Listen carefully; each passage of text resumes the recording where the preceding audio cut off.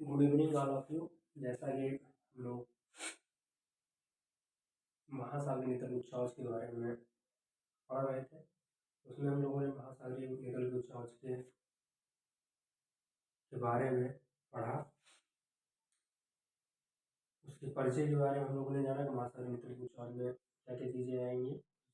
महासागरीय नितल उच्चावच के विभिन्न भागों के बारे में, जैसे महाद्वीपीय मंथन, महाद्वीपीय मग्न ढाल, महाद्वीपीय उभार और गंभीर सागरीय मैदान के बारे में पढ़ा। गंभीर सागरीय मैदान में जब हम लोग पढ़ रहे थे, उसमें हम लोगों ने पढ़ा कि भाई कटक की क्या स्थिति होती है, कहाँ बनता है, कैसे बनता है, गर्त की क्या स्थिति है होती है, ये सब सारी चीज़ें हम लोगों ने पढ़ा। अब गर्त में कुछ पॉइंट छूटा हुआ था, जैसे कि पहली बात तो ये ध्यान रखिए कि गर्त 7% क्षेत्रों में, विश्व के महासागरीय क्षेत्रों के लगभग 7% क्षेत्र में ये महासागरीय गर्त पाए जाते हैं। पहली चीज। दूसरी चीज, ये विश्व के सबसे गहरे भाग होते हैं। सबसे अधिक गर्त प्रशांत महासागर में पाया जाता है, उसके बाद अटलांटिक महासागर, उसके बाद हिंद महासागर है। तो महासागरीय भाग के लगभग 7% क्षेत्रफल पर महासागरीय गर्त पाया जाता है। जिनका ढाल एकदम खड़ा होता है उसे हम लोग गर्त बोलते हैं, जो थोड़ा सा लंबाई लिए होते हैं उसे हम लोग खाई बोलते हैं। विश्व की सबसे अधिक गहरा या सबसे अधिक गहरी खाई मेरियाना ट्रेंच जो फिलीपींस के आसपास है।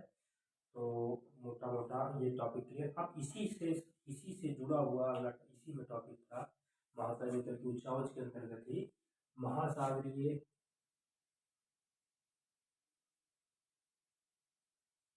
नितल के उच्चावचों का वितरण, ये टॉपिक था। और हम लोगों ने जब हम लोग इस टॉपिक का फॉर्मेटिंग कर रहे थे, उसमें हम लोगों ने चीज पढ़ा था कि इसको लोग 3 प्रमुख महासागरों के आधार पर अध्ययन करेंगे। अब मान लीजिए पहला है, में तो प्रशांत है, एक अटलांटिक है और एक हिंद महासागर है। इन्हीं तीनों महासागरों में हम अध्ययन करेंगे। इसमें हम लोग क्या क्या करेंगे, तो परिचय कर सकते हैं, हल्का सा परिचय दे सकते हैं हम लोग, तो बहुत डीप में नहीं जाएंगे हम लोग। परिचय का मतलब वही हो गया कि हिंद महासागर की भौगोलिक स्थिति क्या है, महासागरों में ये छोटा है, मतलब प्रशांत अटलांटिक के और के बाद इसका स्थान आता है साइज के हिसाब से, और इसके उत्तर दक्षिण पूर्व पश्चिम में जैसे सारी चीज़ें बताएंगे, कौन एशिया महाद्वीप, अफ्रीका महाद्वीप, अंटार्कटिका महाद्वीप, ऑस्ट्रेलिया महाद्वीप, इस तरह से अलग के परिचय का फ्रेम करेंगे हम लोग। अब जो आप लोग को महासागरीय नितल उच्चावच के प्रमुख भाग में महाद्वीपीय मगतट, महाद्वीपीय मगढाल, महाद्वीपीय उभार, गंभीर सागरीय मैदान, ये सब बताया गया था, यही सारी चीजें आपको बतानी रहेंगी। इसके अलावा इसमें आपको कुछ जो महासागरीय क्षेत्र में जो कुछ द्वीप है, कुछ कटक है, ठीक है, और कुछ पठार वगैरह भी है, इस तरह की चीजें हैं, इन सब चीजों के बारे में आपको अध्ययन करना है। तो मोटा मोटा हम लोग एक अपने एग्जाम के पॉइंट ऑफ व्यू से देखते हुए हम लोग इसका अध्ययन करते हैं। चलिए शुरू करते हैं। पहला है प्रशांत महासागर।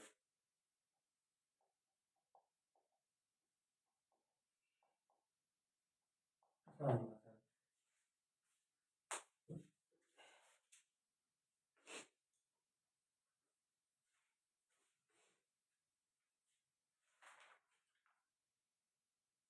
देखिए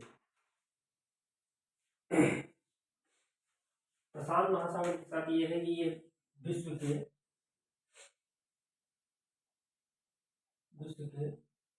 1/3 क्षेत्रफल पर इसकी स्थिति है। सोचिए कि प्रशांत महासागर की साइज क्या है। अब देखिए इसकी सबसे महत्वपूर्ण विशेषता जो है वो है पूर्वी प्रशांत कटक। पूर्वी प्रशांत कटक, इसकी सबसे इम्पोर्टेंट विशेषता है कि इस महासागर में कटक स्थित है, जिसे हम लोग पूर्वी प्रशांत कटक बोलते हैं। और ये कटक जिस एरिया में काफी चौड़ा हो गया है, पठारनुमा हो गया है, उसी को हम लोग क्या बोलते हैं, अल्बट्रास। अल्बट्रास का पठार बोलते हैं। तो ये बस ये 2 फैक्ट बहुत इंपॉर्टेंट है, अल्बट्रास का पठार और पूर्वी प्रशांत कटक ही जहाँ पे चौड़ा हो गया है, पठार नुमा काफी चौड़ा हो गया, जैसे हम लोग अल्बाट्रॉस का पठार कहते हैं। तो पैसिफिक ओशन में जब आप जाएंगे चीजें देखेंगे, ठीक है।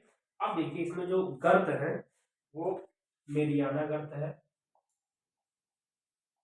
मेरियाना खाई, फिलीपींस खाई, फिलीपींस गर्त, टोंगा, कर्माडेक,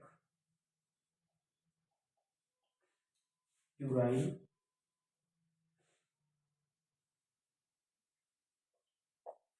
क्यूराई, रिक्यू, अल्यूसियन।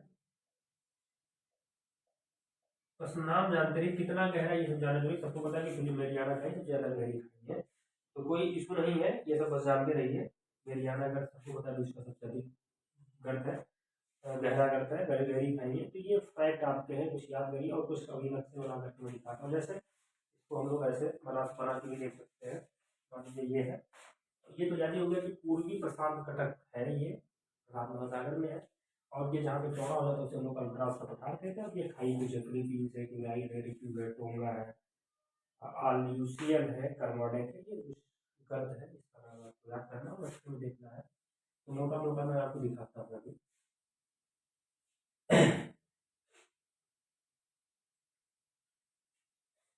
चलिए बनाते हैं लोग नक्शा, इस तरह बनाते हैं, कभी पैसिफिक क्वेश्चन में फोकस करते हैं। तो मान लीजिए ये ऐसे मान लीजिए ये भारत है,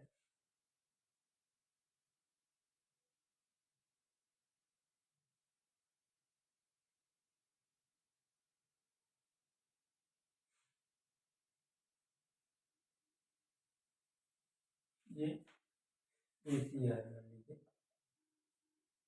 ठीक। ये ऐसे मान लीजिए उत्तरी अमेरिका है ऐसे।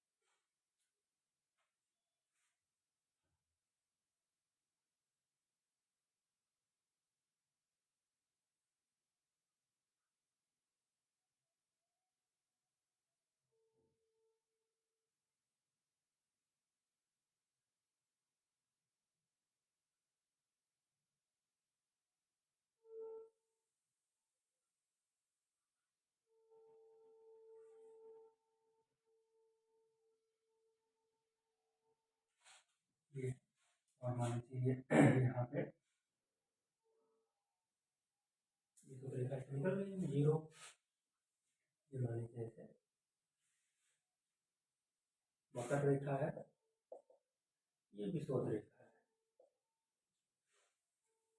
अब इसी पे ऑस्ट्रेलिया मान लीजिए यहाँ बना देते हैं।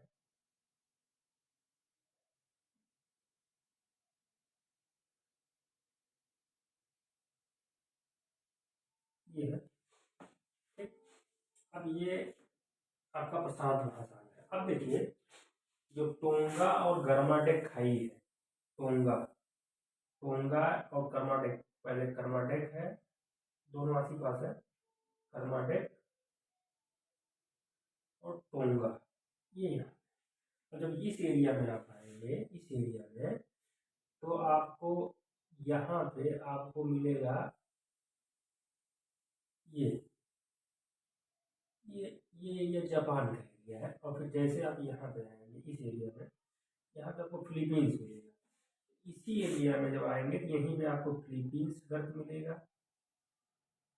देखिए मैं मोटा मोटा आपको बता रहा हूँ, फिलीपींस गर्त, यहीं पे आपको मेरियाना गर्त मिलेगा, मेरियाना गर्त मिलेगा। अब क्यूराइल है तो स्वाभाविक है ये जो, फिर ये फिलीपींस की तरफ आए, यहाँ पे आपको रिक्यू गर्त मिलेगा और इस तरफ आपको क्यूराइल गर्त मिलेगा,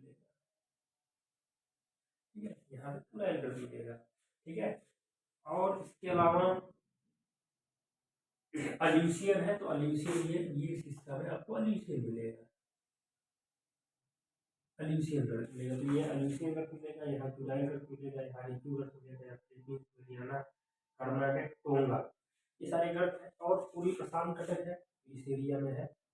और इसमें कहीं पे अब इसको जैसे मैप पे देखना होगा, अल्बट्रास का पठार जहाँ चौड़ा हो जाता है उसे हम लोग अल्बट्रास का पठार कहते हैं। तो मोटा मोटा मुझे लगता है कि प्रशांत महासागर के बारे में जो जानकारी है आपको बस इतना ही दिमाग में रखना है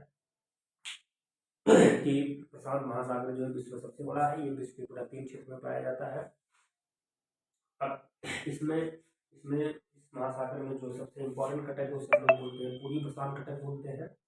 इसके अलावा इसमें जो खाइयाँ कुछ है, गर्त हैं, जैसे क्यूराइल है, अल्यूसियन है, रिक्यू है, फिलीपींस है, गुयाना है, कर्नाटक है, टोंगा, ये सब कुछ महत्वपूर्ण गर्त है। ठीक है, तो ये हो गया, इतनी जानकारी बहुत है, ये जानकारी रखेंगे तो काम बन जाएगा। बाकी मानचित्र में देख करके और इसमें इम्प्रूवमेंट आप ला सकते हैं।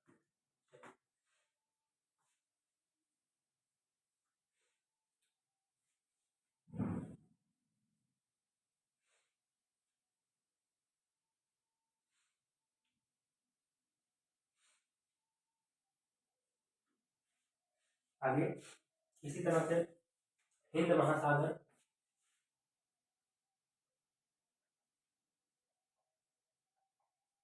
हिंद महासागर में आप कैसे बनाएंगे, इसको दिखाने के लिए आप पहले इंडिया से बनाइए।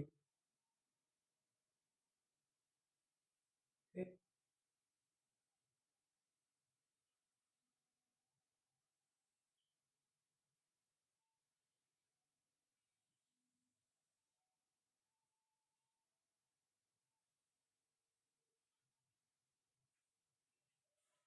ये हो गया। इसके अलावा यहाँ पे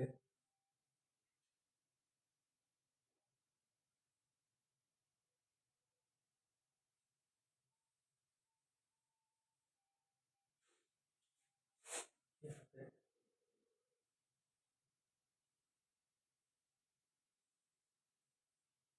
ऑस्ट्रेलिया बनाइए। अब ये वाला जो एरिया यही इंडियन है।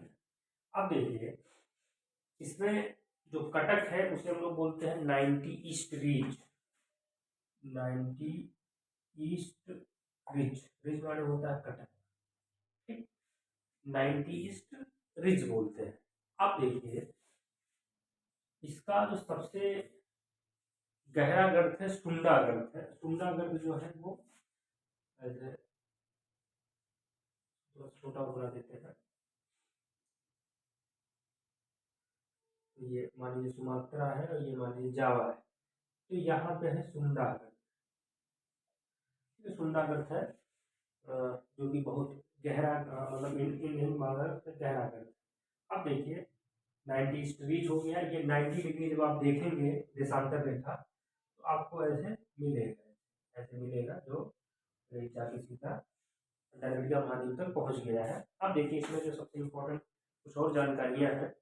जानकारियों में जैसे ये कटक है, इसमें बहुत सारे द्वीप पाए जाते हैं। जैसे मान लीजिए यहाँ पे सुकोत्रा द्वीप, यहाँ पे अरब प्रायद्वीप के पास है सुकोत्रा द्वीप। सुकोत्रा द्वीप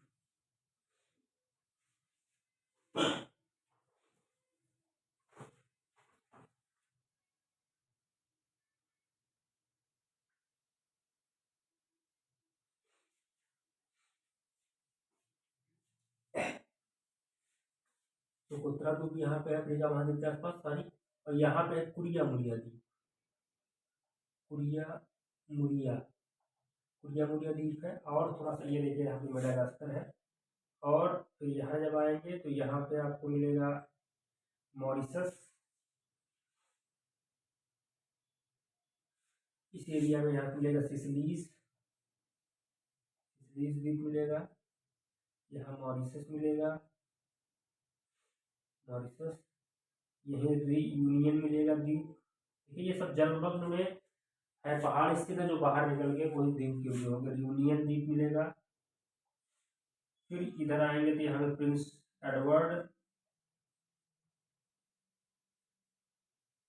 क्रोजेट, ऐसे सब द्वीप है। द्वीप द्वीप Prince Edward, crochet, Saint Paul, अम्स्टरडम, अम्स्टरडम, अम्स्टरडम यानी कि Prince Edward, crochet, Saint Paul, अम्स्टरडम, ठीक है। डिएगो गार्सिया, डिएगो गार्सिया मान लीजिए यहाँ पे जो डिएगो गार्सिया है, डिएगो गार्सिया द्वीप है जिसपे अमेरिका कब्जा है, ब्रिटेन ने उसको 100 साल की लीज पर दिया है, ठीक।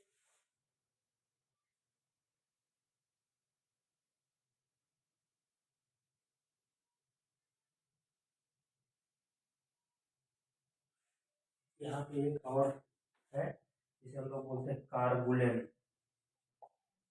कारगुलन द्वीप। तो ये सारे द्वीप हैं, जैसे देखिए कुरिया मुनिया अरब प्रायद्वीप के पास है, सुगोत्रा यहाँ तुरंत हॉर्न ऑफ कुरिया के पास, जैसे यहाँ पे है, मेडागास्कर करके थोड़ा सा ऊपर है, इधर पूरब में है। मॉरिशस यहाँ पे, मॉरिशस हम लोगों से परिचित देश है, हिंदू राष्ट्र है। यूनियन जस्ट उसके नीचे है, ये है प्रिंस एडवर्ड है, क्रोजेट है, सेंट पॉल है, अम्स्टरडम है, कारगुलेन।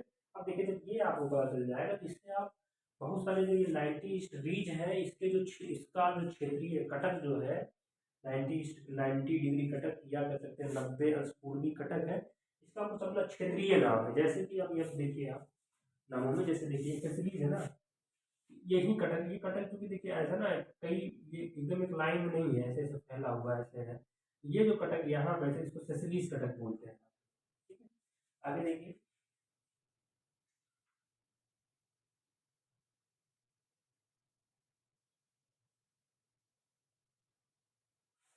और ये सुकोत्रा है ना, सुकोत्रा,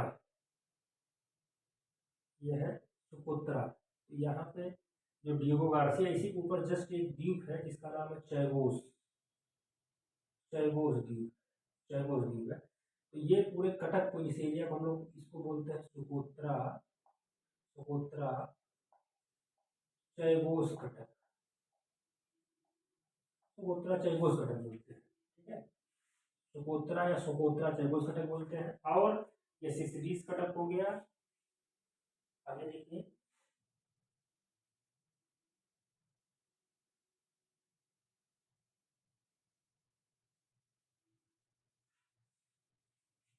और ये फिर ये कटक जो है इसको हम लोग सेंट पॉल कटक बोलते हैं। कुछ याद है, कुछ अपने आप क्लियर हो जाएगा। और यहाँ से जो ये कटक निकला है इसे हम लोग बोलते हैं ईस्ट इंडियन कटक, ऐसे निकला हुआ है, इसे हम लोग बोलते हैं ईस्ट इंडियन कटक। और ये देखिए ये जो सेंट पॉल और एम्स्टर्डम है, इसे हम लोग इस एरिया को पूरे को पठार, थोड़ा सा चौड़ा है, इसको हम लोग सेंट पॉल एम्स्टर्डम पठार ही बोलते हैं। और इसी से जो कारगुलन है, यहाँ पर कारगुलन कटक है, ऐसे कारगुलन कटक है। और इधर ऐसे गासुअल कटक है, गासुअल कटक है। और जो कटक फिर ऐसे निकल गया आ जाके अफ्रीका महाद्वीप में, अंटार्कटिका महाद्वीप में चढ़ गया, उसको हम लोग बोलते हैं इंडियन अंटार्कटिक, अंटार्कटिक कटक, ठीक है, इंडियन अंटार्कटिक कटक बोलते हैं। तो देखिए ये मोटा मोटा इस हिंद महासागर में जो मध्य के दृष्टिकोण से आपके लिए महत्वपूर्ण कलाकृतियाँ थी, द्वीप थे, कटक थे, उसके बारे में। तो देखिए ये ओवरऑल इस कटक का नाम है 90 डिग्री ईस्ट कटक, ठीक है। अब इस कटक में क्योंकि देखिए कटक लाइन होता है, इसमें कहीं से निकला रहेगा, तो मतलब कहीं न कहीं उसका लिंक होगा उस कटक से, लेकिन उससे बहुत सारे शाखाएँ निकल के जाएँगी। जैसे पहले तो हम लोग इसको तैयार करने के लिए क्या करेंगे, पहले द्वीप चिह्नित करेंगे, जल में जो पहाड़ियाँ जो निकल आती है बाहर उसी को हम लोग द्वीप कहते हैं। तो यहाँ कुरिया मुरिया द्वीप है, यहाँ सुकोत्रा द्वीप है, यहाँ सिसिलीज है, सिसिली द्वीप है, यहाँ मॉरिशस है, यहाँ रियूनियन है, यहाँ देखिए प्रिंस एडवर्ड है, क्रोजेट है, कारगुलन है, सेंट पॉल है, अम्स्टर्डम है, ठीक। अब यहाँ देखिए ये चैगोस है, यहाँ डियो गार्सिया, डियो गार्सिया को ब्रिटेन ने अमेरिका को दे दिया है 900 साल के लिए, द्वितीय विश्व युद्ध के बाद भारत को आज़ाद किया गया, आज़ाद हुआ भारत। अब देखिए अब इस कटक में जो सुकोत्रा और चैगोस के बाद जो कटक है बीच में, इसको हम लोग सुकोत्रा चैगोस कटक बोलते हैं।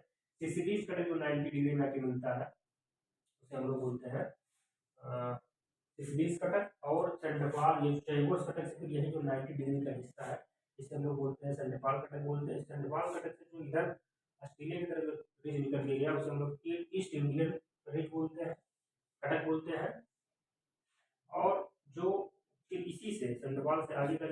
हम लोग कार्बोनिल कटक कहते हैं, जो थोड़ा सीधा निकला हुआ है। हल्का सा दक्षिण पश्चिम तरफ से हम लोग गाजवर कटक बोलते हैं, और जो अंटार्कटिका महाद्वीप पे जाके मिलेगा उसको हम लोग बोलते हैं इंडियन अंटार्कटिक कटक। मुझे लगता है ओवरऑल आपकी जानकारी इस मामले में बढ़िया हो गई होगी।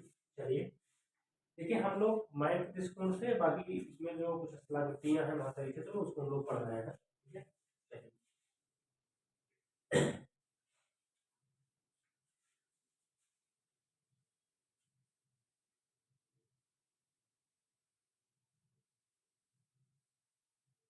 देखिए, एक चीज दिमाग में रखिए, कटक है, कटक का मतलब जैसे देखिए, मान लीजिए इंडिया है ना, ये इंडिया है। अब यहाँ पे सुकोत्रा द्वीप है, सुकोत्रा कहिए या सुकोत्रा कहिए, कोई दिक्कत नहीं, सुकोत्रा द्वीप मान लीजिए है। अब ये सुकोत्रा द्वीप, यहाँ पे चैगोस द्वीप है, चैगोस है यहाँ पे, डियोगो गार्सिया है ऐसे, डियोगो गार्सिया है ऐसे। ठीक है, ये हो गया। और यहाँ मान लीजिए फिर ये सिसिलीज है ऐसे, सिसिलीज है, मान लीजिए अफ्रीका महाद्वीप इधर है, अफ्रीका महाद्वीप ऐसे है। ठीक है, सिसिलीज है। तो यहाँ जब आप ऐसे, ये अफ्रीका महाद्वीप है ऐसे, फिर इधर आएंगे तो यहाँ मॉरिशस है, यहीं पर रीयूनियन है। नीचे आएंगे फिर ये हमने बताया था कि प्रिंस एडवर्ड,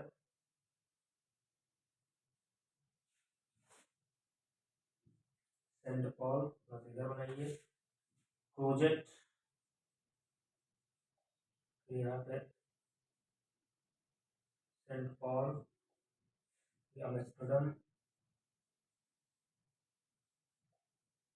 ऐसे सब द्वीप है, द्वीप द्वीप द्वीप द्वीप, ऐसे सब द्वीप है। अब ये जो रिज है, ये तो ऐसे तो आया ही है, फिर ये ऐसे आ गया है, ये तो चैगोस कटक हो गया। और ये जो है ना, ये सुकोत्रा चैगोस कटक हो गया। ठीक है, ये रिज है, फिर ये ऐसे आगे बढ़ा है, ऐसे बढ़ रहा है, ये ऐसे है। तो ये जो बीच वाला है, इसको हम लोग सेंट पॉल कटक बोलते हैं, तो समझने के लिए सेंट पॉल कटक। ठीक है, और इधर से जो कटक इसमें ऐसे आगे मिला है, ये सिसलीज कटक हो गया।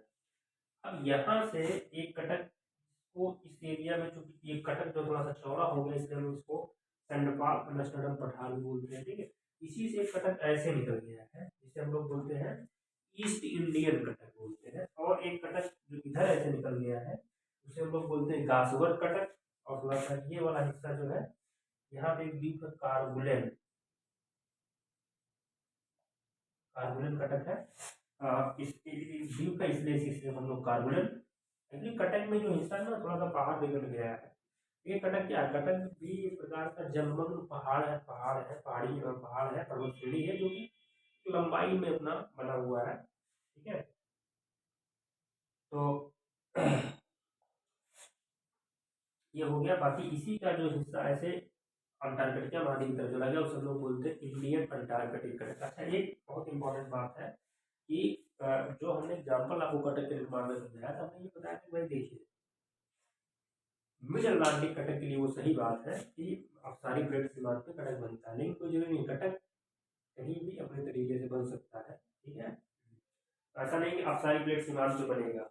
अगर वो जलमग्न पर्वत श्रेणी है और एक लंबी लंबाई में काफी, और सकरे में डेवलप है, तो उसे हम लोग कटक बोलेंगे, ना कि पर्वत श्रेणी है। ठीक है, कोई बात नहीं, हिंद महासागर मोटा मोटा वो क्लियर हो गया। और ध्यान रखिए कि इसी महासागर में ही महाद्वीपों से संलग्न क्षेत्रों में काफी बेसिन पाया जाएगा, बेसिन या द्रोणी जिसे बोलते हैं, यानी कि कह सकते हैं घाटी, जिसे आप बोलते हैं नदी घाटी, वैसे महासागरीय क्षेत्रों में बेसिन पाया जाता है। जैसे मेडागास्कर बेसिन है, ऐसे बहुत सारा बेसिन, मेडागास्कर द्वीप यहाँ पे मेडागास्कर द्वीप है, इसलिए अफ्रीका के आसपास पहुंचेंगे तो बगल में मेडागास्कर द्वीप है, तो वहाँ पे मलागासी, मेडागास्कर को पहले मलागासी कहा जाता था, मेडागास्कर द्वीप है, तो उसके संबंध में मलागासी मेडागास्कर बेसिन या द्रोणी पाया जाएगा। ठीक है, कोई दिक्कत नहीं है, द्रोणी बेसिन एक ही चीज है। तो कुमला के जैसे हम लोग कहते हैं तालाब टाइप में, गड्ढा टाइप का है, वो बेसिन। और गर्त का मतलब क्या है, गहरे जलीय भाग होते हैं। ठीक है, चलिए, ये हो गया।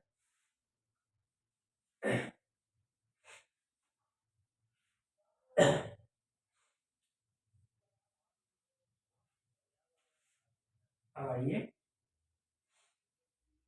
हिंद महासागर हम लोग आते हैं, हिंद और अटलांटिक महासागर।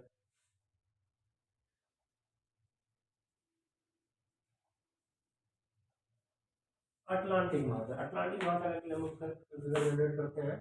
मान लीजिए ऐसे है,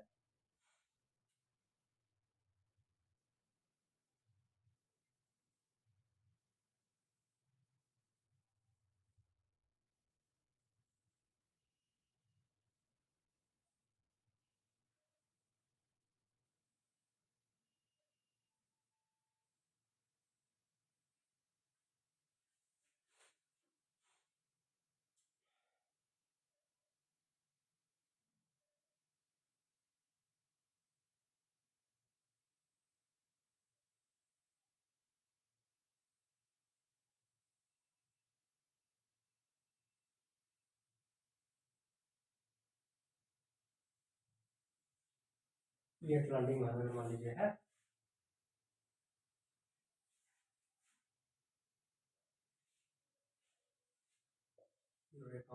अब इसी में इसमें जो कटक है वो ऐसे जो सबसे महत्वपूर्ण आकृति है अटलांटिक महासागर की, जिसे हम लोग बोलते हैं मिड अटलांटिक कटक, मध्य अटलांटिक कटक, इस प्रशांत महासागर में पाया जाता है।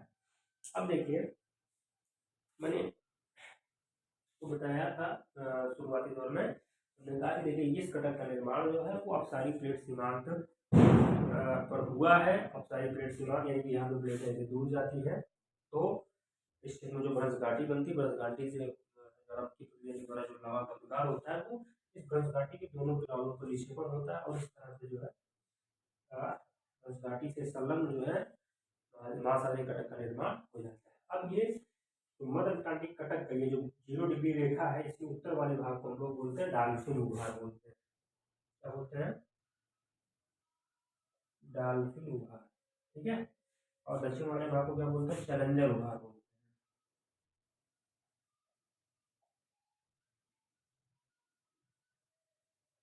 चैलेंजर उभार बोलते हैं। अब देखिए इसका भी क्षेत्रीय उपनाम है, जैसे जब ये ग्रीनलैंड के आसपास ये काफी चौड़ा हो जाता है, जिसे हम लोग बोलते हैं टेलीग्राफिक पठार, ठीक है। और इसी के साथ में आइसलैंड है, यहाँ पे मान लीजिए रोटेन है। इस क्षेत्र में जो कटक पाया जाता है उसे हम लोग बोलते हैं बिबिल बिबिल टॉमसन कटक, बिबिल टॉमसन कटक बोलते हैं। और ये जो यहाँ पे कटक पाया जाता है, ये यहाँ पे देखिए न्यू फाउंडलैंड द्वीप है। जब आप कनाडा और यूएसए के बॉर्डर पे सीजन देखेंगे एक द्वीप है न्यू फाउंडलैंड, तो इस कटक को हम लोग बोलते हैं न्यू फाउंडलैंड उभार, ठीक है। ये आपकी जानकारी है, जो सीख रही चैलेंजर डाल्फिन उभार इसको बोलते हैं। और ये जो हमारे पास न्यू फाउंडलैंड, यहाँ पर इसको टेलीग्राफिक बिबिल टॉमसन, ये है। इसको जो इस कटक का दक्षिण वाला भाग जिसको चैलेंजर उभार बोलते हैं, यहाँ पे कटक पाया जाता है उसको बाल्बिस कटक बोलते हैं, बाल्बिस कटक बोलते हैं। और यहाँ जो कटक पाया जाता है उसे हम लोग रियो ग्रांडी कटक कहते हैं, रियो ग्रांडी उभार, रियो ग्रांडी उभार, ठीक है। रियो ग्रांडी उभार बोलते हैं, ठीक है। ये है हमारा की जानकारी है, तो ये आपका हो गया। बाकी देखिए इसमें जो गर्त है, यहाँ पे जो आप आएंगे कैरिबियन सागर में, कैरिबियन सागर है, तो यहाँ पे एक तो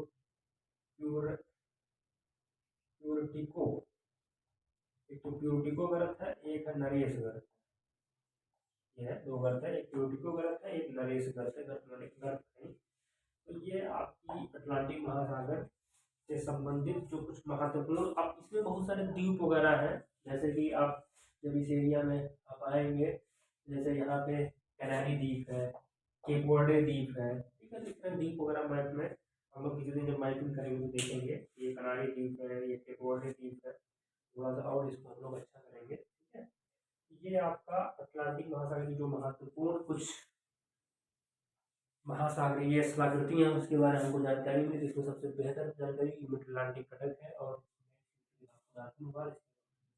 चैलेंजर उभार करते हैं, और इससे संबंधित इसकी क्षेत्रीय कुछ उपनाम है जिसके बारे में जानकारी होगी। इसके दो इस क्षेत्र में महासागर में दो प्रमुख ग्रह है, जैसे यूडिको ग्रह और नरेश ग्रह, इतना आपको याद कर लेना है। तो ओवरऑल अब जो हम लोग का टॉपिक था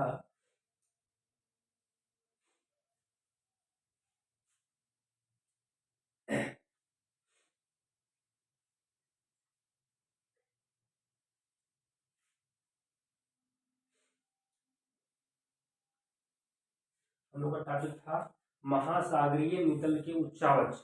तो महासागरीय नितल के उच्चावच में पहले आपने पढ़ा परिचय और फिर पढ़ा महासागरीय नितल के उच्चावच का वर्गीकरण पढ़ा आपने, ठीक है। फिर आपने पढ़ा इनका वितरण पढ़ा। वितरण कहाँ कहाँ पढ़ा? वितरण आपने पढ़ा प्रशांत महासागर, अटलांटिक महासागर और हिंद महासागर, ये आपने पढ़ा।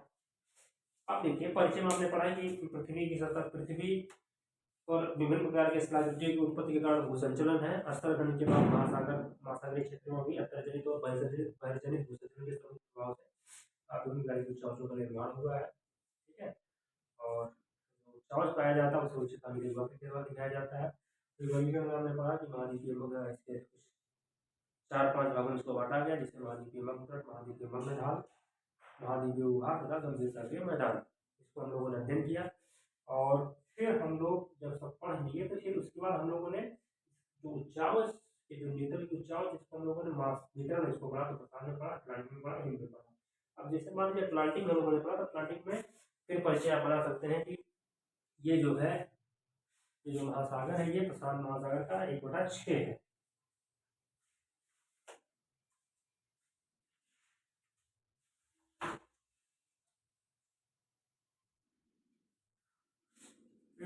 प्रशांत का नहीं, सारी विश्व का 1/6 मान लीजिए परिचय बनाते और ये पढ़ रहे हैं। तो विश्व के 1/6 भाग पर अटलांटिक महासागर का विस्तार पाया जाता है। और फिर इसको बताइए कि ये इसकी जो औसती है वो उत्तरी अमेरिका, दक्षिण अमेरिका, यूरोप तथा अफ्रीका महाद्वीप के मध्य में, ठीक है।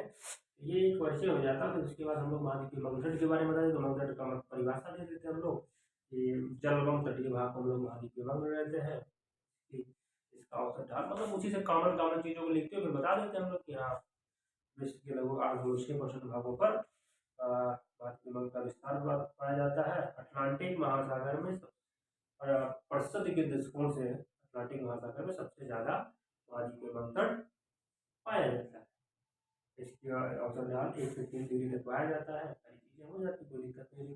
फिर मग्न ढाल पे आते हैं तो इसमें बताते हैं कि महाद्वीपीय नितल का महासागरीय नितल का वह हिस्सा है इसकी ढाल या प्रवणता सबसे अधिक होती है, इसे हम लोग महाद्वीपीय मग्न ढाल बोलते हैं।